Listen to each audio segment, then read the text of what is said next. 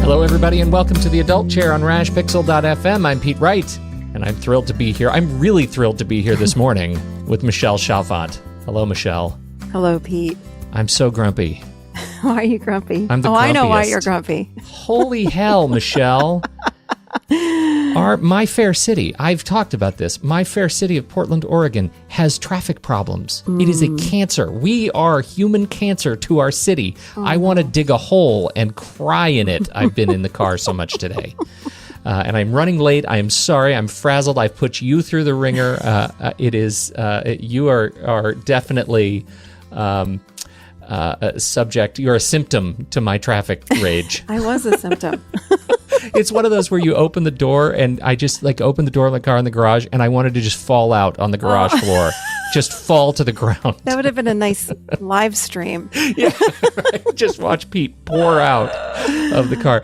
We're going to be talking about relationships. We're wrapping up a series on relationships. We've been talking about relationships to wonderful people. But before we start that, our usual stuff, head over to theadultchair.com. You can learn more about this show. Subscribe for free by signing up to the mailing list, or find us anywhere fine podcasts are served. And you can join the conversation on Facebook or Twitter at The Adult Chair, especially that private Facebook group. I'm buzzing through all of that stuff now because I want to hear more than anything else. Just a minute, please. How did the weekend go? Oh my gosh. It was unbelievable. We had a phenomenal Adult Chair weekend retreat or 3-day retreat. It was absolutely phenomenal. It was so great. You know, we worked the inner child, or we found and worked with the inner child, really helped people connect into their feelings. And then we go to the adolescent chair and we work a lot of so many of us just live in the adolescent chair. So we spend a whole day in the adolescent chair and learn that inside and out. And then, of course, the last day, it all comes together in the adult chair, and we connect all chairs together. And then it's truly a transformational weekend. And I think anyone that came would say the same thing. So they're all ready for the advanced group. They're like, when's the next group? I'm like, it's coming in a few months, but wonderful. That's right. And we're not going to talk about it yet, but we've locked in on a date. We're trying to lock in the location. We've had some location and logistical challenges. And so we're trying to resolve all these things before we actually put them back on the calendar. We obviously appreciate your patience there, as we lock these down. It was really, really just a phenomenal weekend though. I mean, really, I loved teaching it, and we had a smaller group. It was 11 people, but what everybody said was that they loved how intimate and they could get more vulnerable, because it was a smaller group and everybody bonded. It was beautiful. Well, that's really it. I mean, you really get to know one another after a session like this. That's incredibly powerful. They did. Yeah, it was really, really beautiful. I loved it. So it was a great time. Oh, I'm so happy. And we're going to put another one on the calendar because I've had so many people message me on Facebook and email. But then we're going to do another adult chair workshop in Nashville in 2018, early.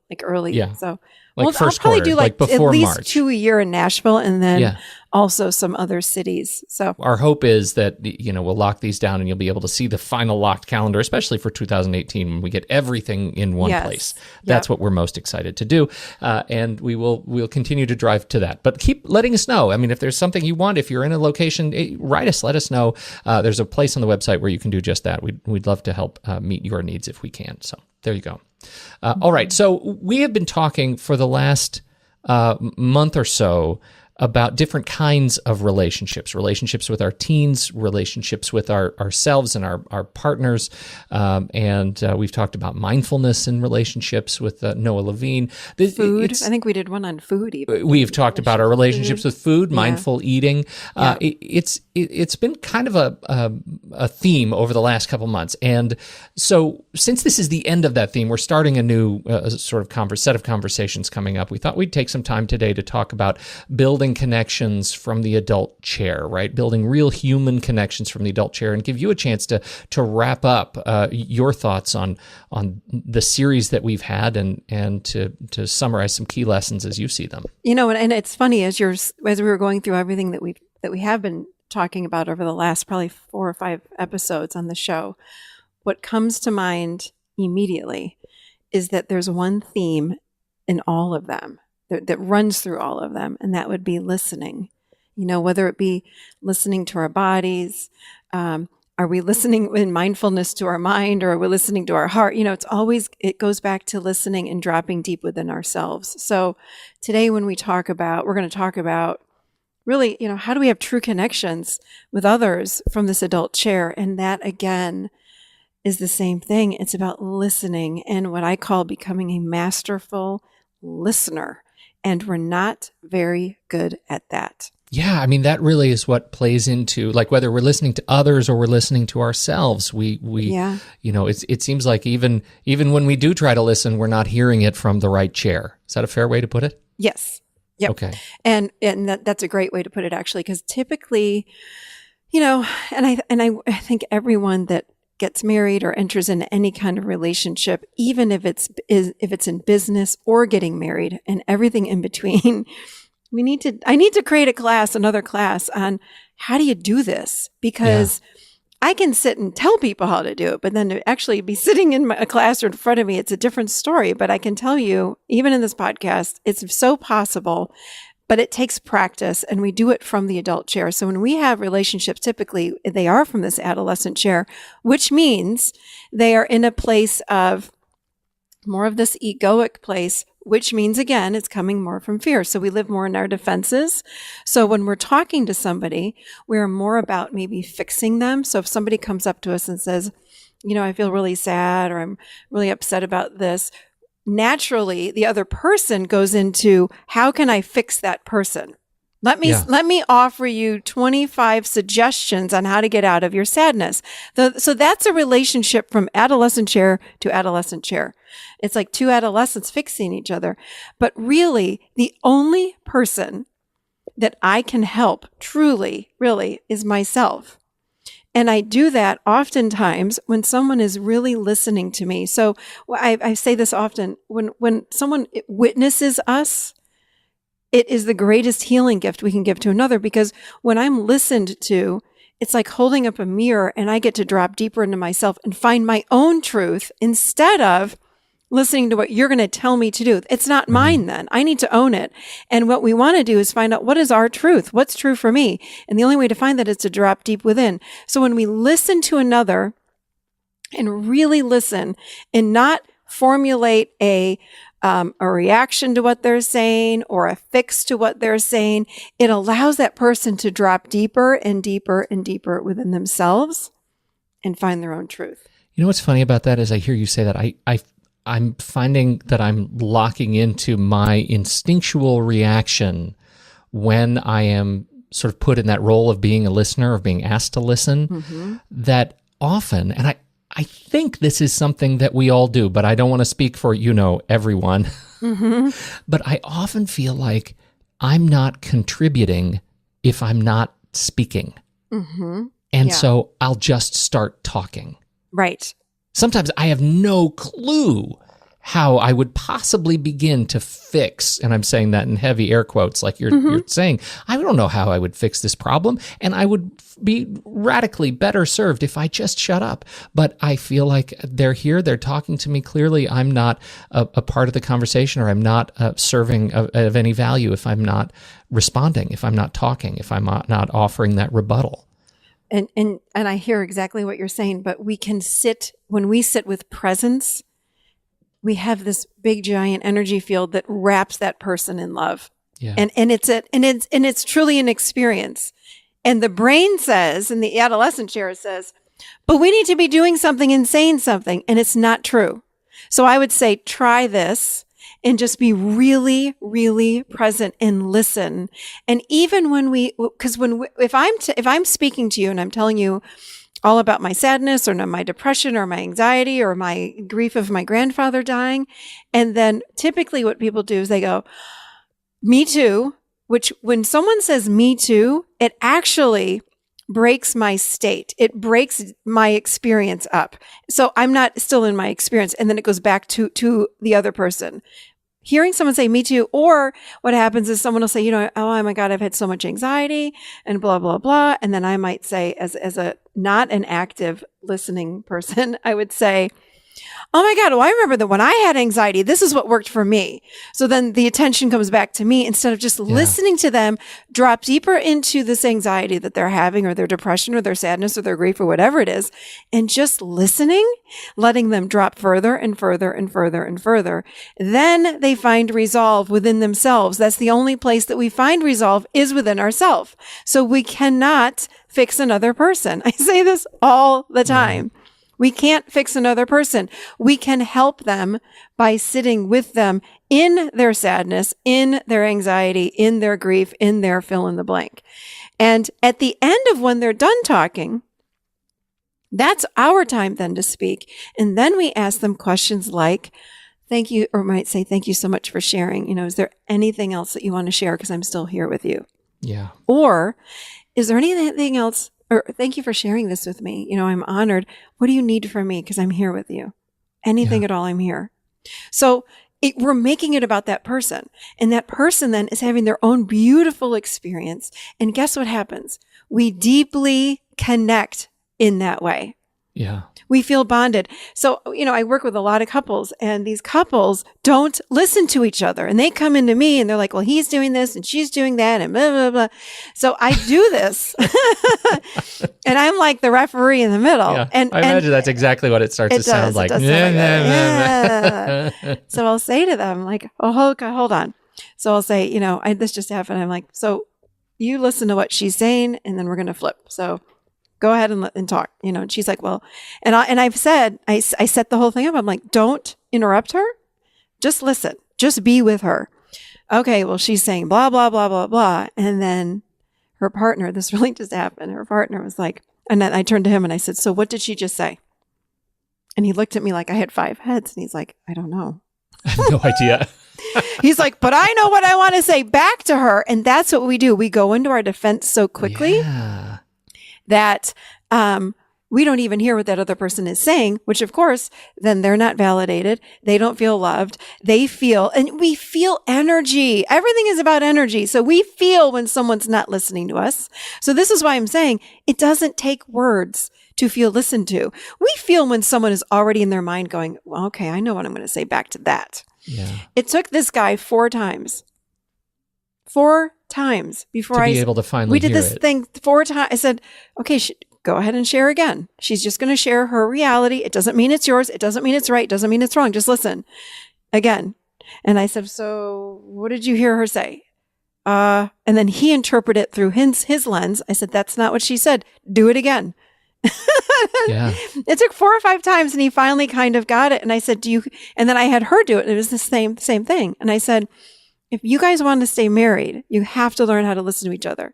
This is true connection. So we just practice that. And because we make it always about ourselves and we are in defense. So if she's saying that she's unhappy, he automatically thinks it's his fault. So he wants to fix her.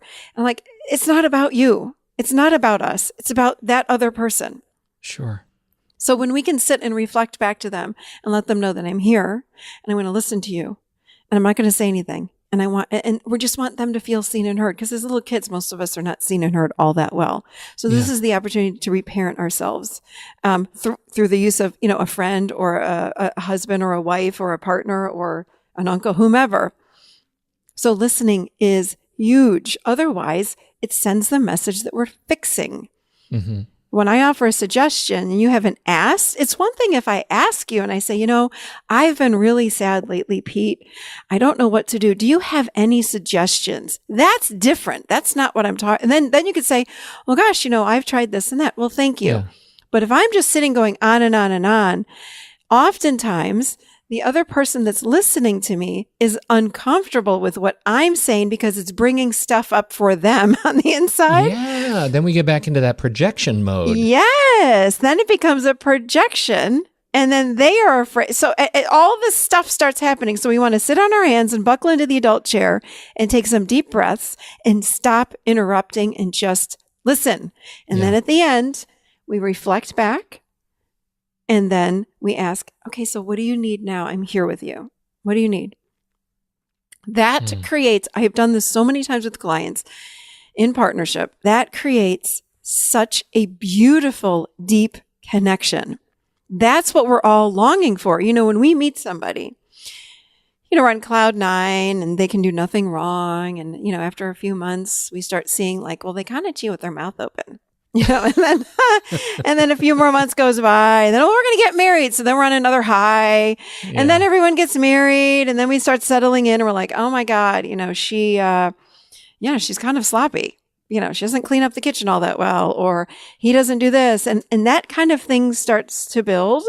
And then we have kids and then we had more stress. It's like all of this. And then what happens is we speak to each other less, but we listen less and less and less. So even if couples can spend 5 or 10 minutes and just share their reality, I call it sharing your reality with the other person and having them listen and witness to what you are saying is so powerful. It's amazing. Like it creates a true heart connection.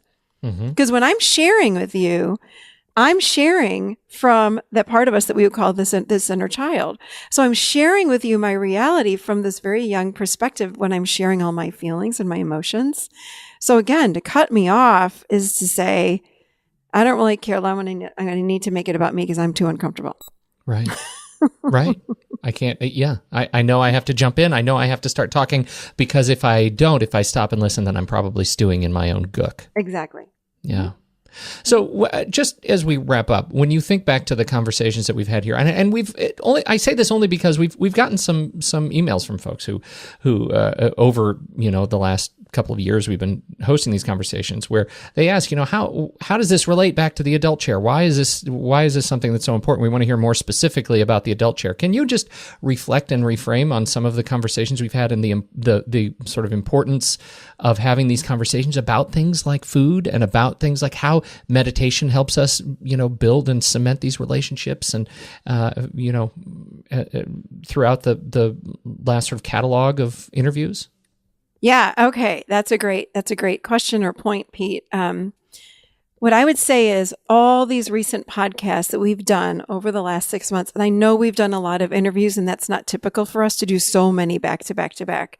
The reason that happened, is because all of the people that were on gave us all great tools on how to live in our adult chair, from mindfulness and meditation to food, to even having when we had James Wellborn on talking about how do you parent your teen. So living in the adult chair, one of the qualities of living in our adult chair is we gather information. So I wanted to have different people on, and I didn't plan on having so many back to back, to be perfectly honest with you. It just sort of happened like that. But one of the things that I really wanted to do was to have people provide information that was relevant to living in the adult chair. So they were all great guests because they provided more tools for us to sit squarely in that adult. Does that answer your question? Oh, I think so. And I think you said it, like living in the adult chair is about gathering information. It's about this sort of spirit of constant study. And if you got anything out of those conversations that help you relate to the world better from your adult chair, then that's a win for us. Yes. Right? That's a contribution. Absolutely. And I say this, one of the things that I do in classes, and I think even on some of the meditations, is that I connect the adult part, the healthy adult, into this inner child part. And let's just say, if we're not great at boundaries, what I'll say to that little inner child is like, hey, I'm here with you. And oftentimes these little inner children will come back with like, yeah, but you can't take care of me. Then from the adult perspective, I might say something like, yes, I can, because I'm actually 49 years old. But not only that, I know I've not been great at setting boundaries, but I'm learning how to do that. I'm gathering more information on that because I want to be the best adult that I can be for you. So that's why we do interviews with other people, because I'm trying to find experts, not trying to find experts. I am finding experts in their field, really, that are able to talk to us about how do I be the best parent? How do I be the best meditator? So I find these people that I feel like are so great in their field to help us to live in this adult chair. So that's why we've had so many guests, but that is definitely tapering down as we go forward, I think, for the rest of the year. Well, and I think this catalog of conversations is really good. I think about James Wellborn. I got so much out of the conversation with James Wellborn, and the auspices of that conversation. The role of that conversation was really to talk about your relationship with your teen and dealing with uncomfortable subjects around substances. And I listened to that on reflection and learned so much more about myself in how I relate to uncomfortable situations that I have been reflecting on beyond my relationship with my kids. So I think this is, I think it's really important to think broadly about about how conversations you think may not relate directly to you may relate to you after all, because I think there are lessons hidden everywhere. I completely agree with you. And one thing that I share all the time with my groups and with my clients is the adult chair model is a process of self-realization, meaning I'm realizing all of my parts. I'm realizing all of who I am. So even when I'm triggered, even when I'm having something come up for me, I want to get to know it really, really, really well. Right. So listening to things like you just said, like with James Wellborn, something came up for you. You realized another part of you. It's just about realizing who we really are. That's what this whole model is about. And when we realize who we are, even these parts that scare us and the parts we don't want to look at, we start to have compassion for them when we realize, oh my God, they're coming up trying to protect me, or they're trying to keep me safe. Then it's like, how can I hate that part? So all of a sudden we have compassion for these parts. And then what do you know? We start to like them when we have a deeper understanding of what their intention is or are, what their intentions are. And then we fall in love with ourselves. So this whole model is based around self-realization, getting to know who we really are. And we do that oftentimes with some of these guests. So perfect. There you go. Well, I love that we did this episode in particular to help kind of wrap that up. Yeah. And there are some great lessons in here. Thank you so much, Michelle Chalfant. Yes. Thank you. And thank you, everybody, for downloading and listening to this show.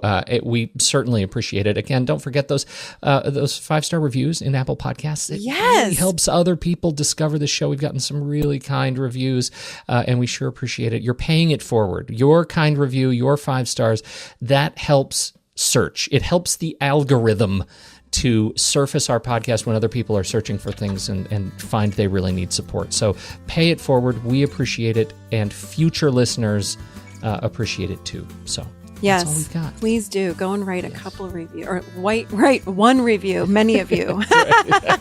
You can write more than one if you want, but that actually you would be great. Can't. They won't even let you. You can only get one a year, but we really appreciate it. If it's been over a year since your last review, go ahead and write another one. That's great too. That's another way to help out. So we appreciate it. Thanks everybody for your time and attention, and we'll catch you next week right here on the Adult Chair.